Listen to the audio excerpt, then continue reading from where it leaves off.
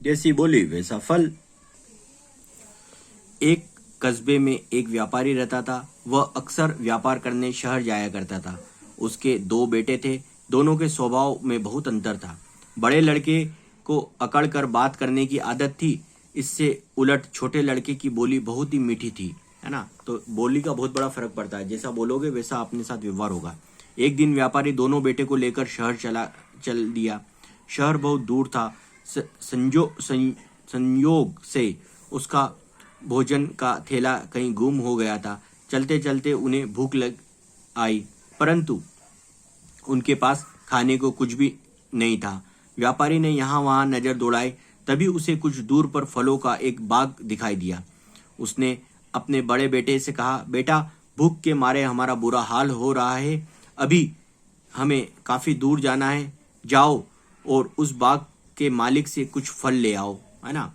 ये जो पिताजी है, ये जो है उसने ऐसा बोला कि जाओ बेटा, ये पिताजी हैं और ये अपने दोनों बेटों को बोल रहे हैं और ये फल लगे कि जाओ वहां से फल ले आओ। अब देखो बोली का क्या असर होता है। अब बड़ा लड़का फलों के बाग में घुस गया। उसे बाग का मालिक दिखाई दिया। वह बाग के मालिक से बोला, लगता है तुम ही इस बाग के मालिक हो। क्या तुम मुझे कुछ फल दे सकते हो? देखो, मैं एक व्यापारी का बेटा हूँ। मुझे इस तरह याचना करने की आदत नहीं है, पर क्या करूं, मेरे पिताजी ने मुझसे ऐसा करने को कहा है ना। उसे घमंड था अपने आप पर, तो वो इस तरह से उसके जो फल का मालिक था उससे इस तरह से बात करी उसने, बगीचे के मालिक से। ठीक है, तो क्या बोला, बाग के मालिक का मन हुआ कि वह उसे मना कर दे, पर फिर कुछ सोचकर उसने उसे कुछ सूखे फल देकर चलता कर दिया। उसने कुछ सूखे फल दे दिए और बोले, ले फल लेके जा, है ना। ऐसा कर दिया। आप जैसा व्यवहार करोगे वैसा आपको मिलेगी शिक्षा। ठीक है। व्यापारी ने बड़े बेटे को सूखे फल लाता देखकर उसने छोटे बेटे से कहा, छोटे ये फल थोड़े पड़ जाएंगे, तुम भी जाओ और कुछ फल ले आओ। ठीक है। अब छोटा बेटा जाता है। छोटा बेटा बाग के मालिक के पास पहुंच गया। नमस्कार काका, मैं एक मुसाफिर हूँ, है ना। छोटा बेटा क्या बोलता है, नमस्कार काका, मैं एक मुसाफिर हूँ, ऐसा करके उसने बोला। ठीक है। मैं अपने पिता और भाई के साथ शहर जा रहा हूँ। रास्ते में हमारा भोजन का थैला गुम हो गया है। अब हमें बहुत भूख लगी है। क्या आप मुझे कुछ फल दे सकते हैं? आपकी बड़ी कृपा होगी। उसने पूरा आग्रह पूर्वक कहा, विनम्रता से कहा। छोटे बेटे के शब्द सुनकर बाग का मालिक खुश हो गया। उसने उस ढेर सारे रसीले फल देकर विदा किया। वह फल लेकर वह अपने पिता के पास आ गया। व्यापारी ने उस रसीले फलों की ओर इशारा करते हुए बड़े बेटे को समझाया, बेटा, हमें जैसी बोली बोलते हैं लोग भी हमसे वैसा ही बर्ताव करने लगते हैं। जैसी बोली वैसा फल। बड़ा बेटा पिता की बात समझ गया और उसने अपनी बोली सुधार ली, है ना। ये छोटा बेटा क्या कर रहा है, फल ले आया ये पिताजी, और उन्होंने कहा कि देखो रसीले फल लाया, और बड़ा बेटा कैसे लाया था, सूखे फल लाया था। तो हमें मीठी बोली अपनानी चाहिए, है ना। मीठा बोलोगे तो सबके मन में, सबके कानों में रस घुलेगा, और कड़वा बोलोगे तो लोग फिर लट से आपको भगाएंगे, है ना। इसलिए मीठा बोलोगे तो अच्छा लगेगा। व्यापारी के 3 बेटे थे, नहीं, व्यापारी के 2 बेटे थे, गलत है। बड़ा लड़का अकड़ कर बात करता था, सही है, बिल्कुल करता था। व्यापारी का भोजन का थैला गुम हो गया था, बिल्कुल हो गया था। बड़े लड़के की बात सुनकर बाग का मालिक खुश हो गया था, नहीं, नाराज हो गया था, इसलिए उसने सूखे फल दिए थे। छोटे लड़के को बड़े और रसीले फल मिले थे, बिल्कुल मिले थे, क्योंकि वो बहुत अच्छी नम्रता से बात करता था, विनम्रता से। भुक्कड़ कौन? लगभग 500 साल पहले दक्षिण भारत में विजयनगर नाम का एक राज्य था। वहां राजा कृष्णदेव राय का शासन था। राजा के दरबार में तेनालीराम नाम का एक विदूषक था, है ना, विदूषक। ठीक है, विदूषक कौन? हंसाने का काम करने वाले व्यक्ति जो रहता ना, उसको विदूषक बोलते थे। वह बड़ा ही हाजिर जवाब था। हाजिर जवाब मतलब जैसे ही सवाल पूछो और जवाब दे देता था। वह अपनी बातों से सभी को हंसाता रहता था और वह राजा का बड़ा चहेता था। इस कारण से कुछ दरबारी उससे जलते थे। वह अक्सर उसे नीचा दिखाने की कोशिश करते रहते थे, है ना। ये कृष्णदेव राय का दरबार है, ये तेनालीरामा है, और इस तरह से ये सब मंत्री परिषद है। एक दिन तेनालीराम से जलने वाले एक दरबारी ने सभी दरबारियों को अपने घर भोजन पर आमंत्रित किया। सभी दरबारी तय समय पर उसके घर पहुंच गए। तेनाली भी उनमें से एक था। सभी को भोजन परोसा गया, है ना। परोसा गया मतलब भोजन जो रखते हैं ना अपन, वो, ठीक है। परोसना मतलब उसको बोलते हैं। भोजन के बाद सभी दरबारियों के आगे बहुत बढ़िया वाले तरबूज काट कर रखे गए। सभी उन्हें खाने लगे। वह दरबारी खुद तेलानी के पास आकर बैठ गया और तरबूज खा खाकर छिलके तेलानी की ओर सरकाता गया। थोड़ी ही देर में तेलानी के पास छिलके का ढेर लग गया। उसके बाद वह दरबारी छिलके के ढेर की ओर इशारा करते हुए बोला, देखो भाइयों, हमारे साथी तेलानी कितने भुक्कड़ हैं। तरबूज खा खाकर उन्होंने छिलके का ढेर लगा दिया है। उनकी यह बात सुनकर सभी दरबारी हंसने लगे। अब ये देखो, ये छिलके का ढेर लगा दिया, ये तेलानी बैठे हैं और ये खा खा के सब यहाँ रख रहे हैं और बोल दिया कि भाई कितने बड़े भुक्कड़ हैं। भुक्कड़ मतलब जिसने बहुत दिनों से खाना नहीं खाया। तेलानी समझ गया कि दरबारी ने उसे नीचा दिखाने के लिए ही ऐसा बोला है, लेकिन वह भी कहाँ पीछे रहने वाला था। वह भी बोला, आदरणीय सज्जनों, यदि मैं भुक्कड़ हूँ तो हमारे सभी साथी मुझसे भी बड़े भुक्कड़ हैं।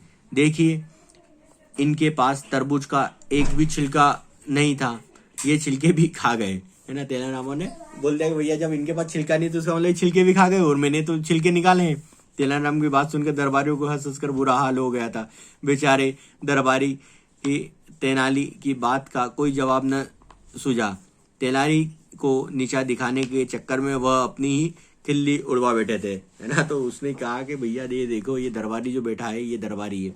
दरबारी ने छिलका भी खा गया साथ में, तो, है ना। तो हमें क्या शिक्षा मिलती है? हमें किसी को नीचा दिखाने की कोशिश नहीं करना चाहिए, नहीं तो आप खुद नीचा देखने लगोगे। अब बेमेल शब्द पर क्रॉस का निशान लगाना, ठीक है। राजा, किसान, रानी, राजकुमार। तो राजा और रानी एक शब्द, एक जैसे मेल वाले शब्द है। राजकुमार भी मेल वाला शब्द है, लेकिन किसान मेल वाला शब्द नहीं, तो इस पर क्रॉस का निशान लगाओ। सेब, केला, पालक, अंगूर। तो अंगूर फल है, केला फल है, सेब फल है, पालक सब्जी है, इसलिए इस पर क्रॉस का निशान लगाओ। शेर, बिल्ली, मधुमक्खी, चीता। चीता, बिल्ली और शेर एक ही जाति के हैं, मधुमक्खी नहीं है, इसलिए क्रॉस का निशान लगाओ। चावल, दही, पनीर, दूध। तो दही दूध से बनता है, पनीर दूध से बनता है, दूध भी इसी शाखा का है, इसलिए चावल इसका नहीं है, इसलिए चावल पर क्रॉस का निशान लगा। महल, रेलगाड़ी, बंगला, झोपड़ी, ठीक है।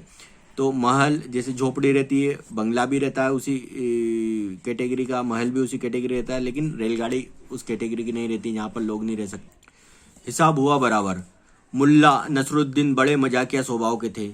उनकी बुद्धि बड़ी तेज थी। कई बार वह हंसी में ही लोगों के झगड़े को निपटा दिया करते थे। एक दिन मुल्ला नसरुद्दीन को किसी काम में से बाजार जाना था। रास्ते में एक सराय पड़ती है। सराय के बाहर शोरगुल हो रहा था और कुछ लोग भी वहां खड़े थे। मुल्ला नसरुद्दीन रुककर देखने लगे कि आखिर बात क्या है। सराय के बगल में एक कबाब बेचने वाले की दुकान थी। उसकी नज़र कबाब की दुकान के हट्टे कट्टे मालिक पर पड़ी। उसने एक गरीब से दिखने वाले दुबले पतले व्यक्ति की गर्दन दबोच रखी थी और उसे बुरी तरह से झिंझोड़ रहा था। बेचारा गरीब दुकान के मालिक के आगे थर थर कांप रहा था। वहां आसपास खड़े लोग चुपचाप तमाशा देख रहे थे। मुल्ला नसरुद्दीन आगे बढ़े और फिर क्या होता है अब देखते हैं, है ना। ये जैसे यहाँ पर ये मुल्ला नसरुद्दीन आगे बढ़े, अब देखते हैं क्या होता है आगे। व्यक्ति की दुकान के मालिक की पकड़ से छुड़ाते हुए बोले, अरे अरे, यह क्या कर रहे हो भाई? आखिर इस आदमी ने ऐसा क्या किया है कि तुम इसे इस कदर झिंझोड़ रहे हो? यह आदमी बहुत बेईमान है, मैं इसे छोड़ूंगा नहीं। दुकान का मालिक लाल पीला होते हुए बोला। मुल्ला उसके तेवर देखकर बोला, भाई गुस्से पर थोड़ा काबू रखो और मुझे बताओ कि बात क्या है। दुकान का मालिक बोला, अजी क्या बताऊं, मैं अंगीठी पर कबाब भून रहा था, यह आदमी मेरी दुकान पर आकर खड़ा हो गया। यह काफी देर से अंगीठी के पास खड़ा खड़ा कबाबों की खुशबू का मजा लेता रहा।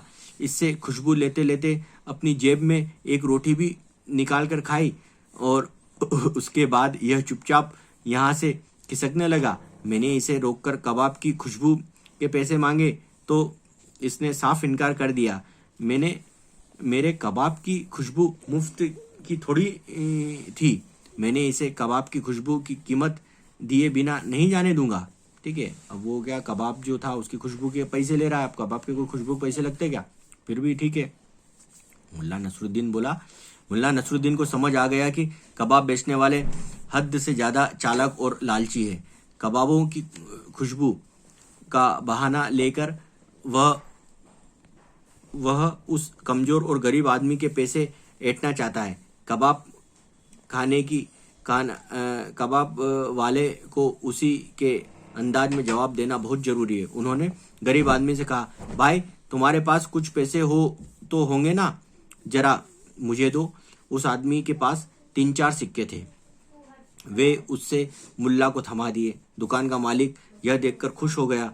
उसने पैसे लेने के लिए मुल्ला की तरफ अपना हाथ बढ़ाया। मुल्ला उसका हाथ हटाते हुए बोला, अरे भाई सब्र करो, जरा अपना कान मेरी ओर लाओ। अब क्या होता है आगे देखते हैं।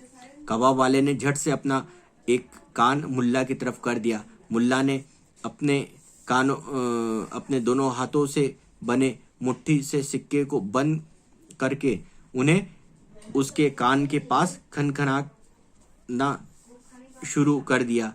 फिर वह बोला, क्या सुनाई दे रहा है? तो कबाब वाला क्या बोलता है? कबाब वाला बोला, सिक्कों की खनखनाहट, मतलब सिक्कों की आवाज़।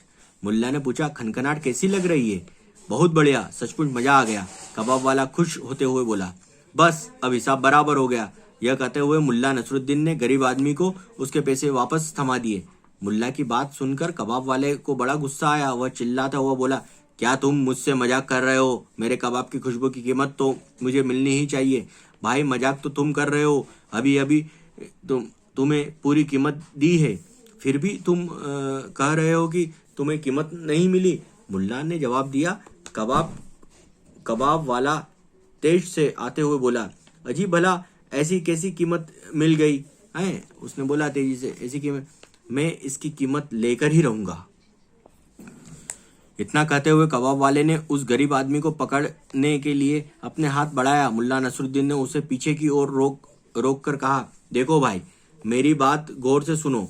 इस आदमी ने तुम्हारे कबाबों को सिर्फ खुशबू सूंघी है, खाए नहीं है। यह बात मानते हो? हाँ मानता हूँ। कबाब वाला बोला, तुमने भी इसके सिक्के की खनखनाहट सुनी है? तुम्हें खनखनाहट सुनकर मजा भी आया। यह बात भी सच है ना मुल्ला? मुल्ला ने पूछा। हाँ सच है, मगर कुछ नहीं। तुम्हें कबाब की खुशबू की पूरी कीमत मिल चुकी है। जिस तरह से इस आदमी ने कबाब की खुशबू सूंघी, उन्हें खाया नहीं, उसी तरह से खुशबू की कीमत के रूप में तुम्हें सिर्फ सिक्कों की खनखनाहट सुन सकते हो, उन्हें ले नहीं सकते, और वह तुम अभी अभी सुन चुके हो। इस तरह हिसाब बराबर हुआ, मुल्ला ने फैसले सुनाते हुए कहा। अब आगे वहां खड़े लोगों की हंसी छूट गई। वे मुल्ला की बात खुलकर समर्थन करने लगे। मुल्ला के इशारे पर गरीब आदमी वहां से चला गया। कबाब वाला बेबस नजरों से उसे जाते हुए देखने लगा। मुल्ला नसरुद्दीन भी वहां से चले गए। अब शिक्षा क्या मिलती है? हमें मुसीबत में पड़े लोगों की मदद करना चाहिए। अगर मान लो मुल्ला नसरुद्दीन मदद नहीं करते तो गरीब आदमी को वो जो कबाब वाला है वो उसको मारता और उसके पैसे सारे छीन लेता। ठीक है, तो ये बहुत अच्छी शिक्षा है। हमें हमेशा गरीब और अच्छे व्यक्तियों की मदद करना चाहिए।